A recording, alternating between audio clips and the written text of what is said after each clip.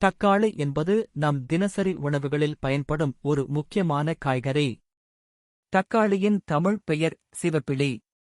இது பல வகைகளில் உடலுக்கு பல நன்மைகளை வழங்கும் ஒரு ஆரோக்கியமான பழமாகும். முதலில் தக்காளியின் பல்வேறு பயன்களைப் பற்றி பேசலாம். தக்காளி நமக்கு பெரும் சத்து வழங்கும். இதில் வைட்டமின் சி, வைட்டமின் ஏ மற்றும் ஆன்டி ஆக்சிடென்ட்கள் நிறைந்துள்ளன. இது நோயெதிர்ப்பு திறனை மேம்படுத்துகிறது, உடலை சுறுசுறுப்பாக வைக்க உதவுகிறது. மேலும் தக்காளியில் உள்ள லைக்கோபீன் என்னும் சேர்மம் உடலில் உள்ள மாசுகளை வெளியேற்றி புற்றுநோயை தடுக்க உதவுகிறது. இதனால் தக்காளி சாப்பிடுவது நம் தோலை பராமரிக்கும், தோல் சுருங்காமல் வைப்பதற்கும் முக்கியம். தக்காளியை நம் சமையலிலும் பலவிதமாக பயன்படுத்துகிறோம். ரசம், சாம்பார், சட்னி, குருமா போன்றவற்றில் தக்காளி ஒரு முக்கிய சேர்மமாக உள்ளது. மேலும் இதன் சாறு சீரான செரிமானத்தை பெறவும், ஜலதோஷம் போன்ற சின்ன சின்ன நோய்களிலிருந்து நம்மை பாதுகாக்கவும் உதவுகிறது. இப்போது நம் வீட்டின் மேல்தளத்தில் அல்லது மேடையில் தக்காளியை எளிதாக வளர்க்கும் முறைகளை பார்ப்போம்.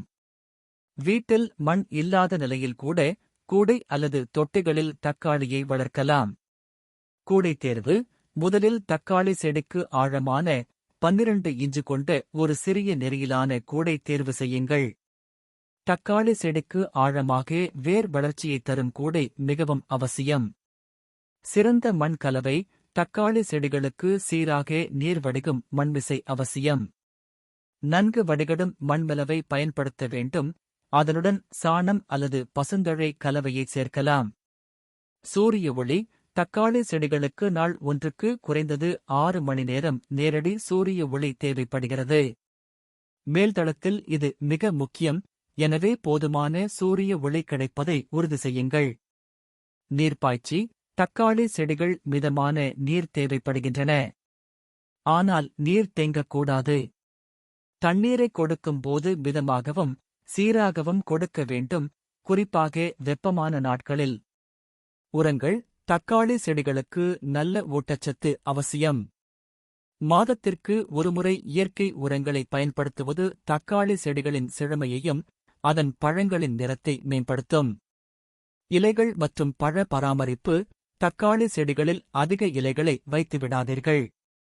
ஏனெனில் அதிக இலைகள் இருப்பதால் செடியின் சக்தி பழங்களுக்குச் செல்லாமல் வளர்ச்சி தடுக்கப்படும். பழங்களைத் தொடுத்த பின்னர் அவற்றை உடனே பறிப்பதும் அவசியம். கொம்புகள் மற்றும் கட்டமைப்பு: தக்காளி செடிகள் உயரமாக வளரும்போது கொம்புகள் அல்லது கட்டைகள் அமைத்துக் கொடுக்கவும். இது செடியின் நன்றாக நிலைக்க உதவும்.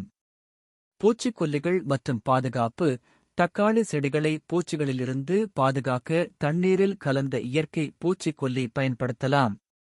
இந்த முறைகளை பின்பற்றுவதன் மூலம் மேல்தளங்களில் கூட தக்காளி செடிகளை வளர்த்து பெரும் நன்மைகளை பெற முடியும்.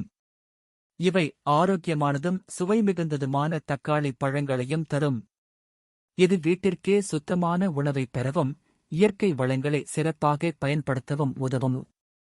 தக்காளி செடிகளுக்கான சிறந்த இயற்கை உரங்கள்: உழவர் மண் கம்போஸ்ட். சோகஸ்மெலி கம்போஸ்ட் என்பது தக்காளி செடிகளுக்கு முழுமையான சத்துக்களை வழங்கும். இது மண்ணின் கட்டமைப்பை மேம்படுத்தி ஈரப்பதத்தை சீராக வைத்துக் கொடுக்கிறது. முட்டை ஓடு: நசுக்கிய முட்டை ஓடுகளில் அதிக அளவு கால்சியம் உள்ளது. இதனை மண்ணில் சேர்ப்பது தக்காளி செடிகளின் நுண்மங்கள் அழியாமல் தடுக்கும். பூங்கொத்து அழுகலை பிளாசம் அண்ட் ராட் கட்டுப்படுத்த உதவும்.